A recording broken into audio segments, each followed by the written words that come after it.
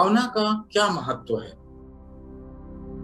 तो समझने के लिए हम अलग अलग भावनाओं से रोज गुजरते हैं। गौर से सुनिएगा कि मान लीजिए आपको गुस्सा आया, तो गुस्सा एक भावना है और वो सूक्ष्म है, मन के तल पर है और शरीर फिजियोलॉजी के तल पर। तो जब भावना घेरती है तो भावना आपके पूरे शरीर में व्याप्त हो जाती है।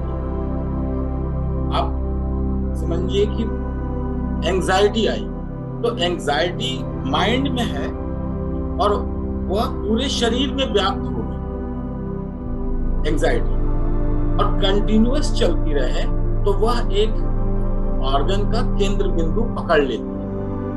जैसे किसी का हार्ट पकड़ लिया उसने, किसी का नर्वस सिस्टम ले लिया, किसी का लिवर सिस्टम आ गया, किसी का एंडोक्राइन सिस्टम आ गया। तो साइकोसोमैटिक ये जो डिसीजेस हैं वो भावना, एक भावना शरीर को पूरी तरह से कैप्चर करती है।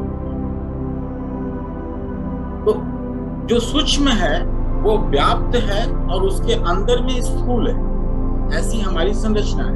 जैसे माइंड हमको चारों तरफ से घेरे हुए है, हम अपने माइंड में घिरे हुए हैं और ये शरीर उस माइंड में घिरा हुआ है, लेकिन हम माइंड को तो पकड़ नहीं पाते हैं क्योंकि वो पूरा ही एक एटमॉस्फेयर है और बॉडी में उसका वाइब्रेशन हमें समझ में आता है, स्पंदन समझ में आता है। तो थ्रू द बॉडी हम माइंड को पकड़ सकते हैं।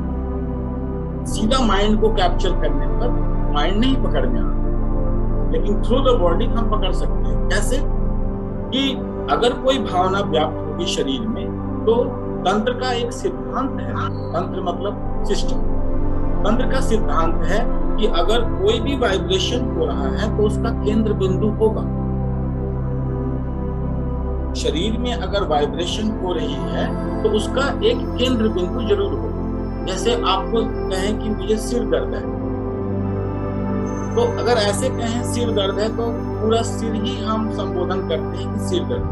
लेकिन अगर आप गौर से देखेंगे तो आपको पता चलेगा पूरे सिर में दर्द नहीं है, कहीं एक पार्ट में है, और गौर से उसको करेंगे तो वो पार्ट का भी केंद्र बिंदु मिल जाएगा जहां पर से वो जनरेट हो रहा है। तो भावना कोई भी अगर हमें ग्रिप करती है तो वो पूरे शरीर को ग्रिप करती है और उस पूरे शरीर में उसका एक केंद्र बिंदु बनता है। यहीं से हमारे ध्यान की विधियों की भी शुरुआत होती है। इसी समझ से एनलाइटनमेंट भी पैदा होता है और इसी समझ को थोड़ा सा रूपांतरित कर देते हैं विधियों को, तो वो मेडिटेटिव थेरेपी में कन्वर्ट होती है और यहीं से हम रोगों को डिलीट करना शुरू करते हैं।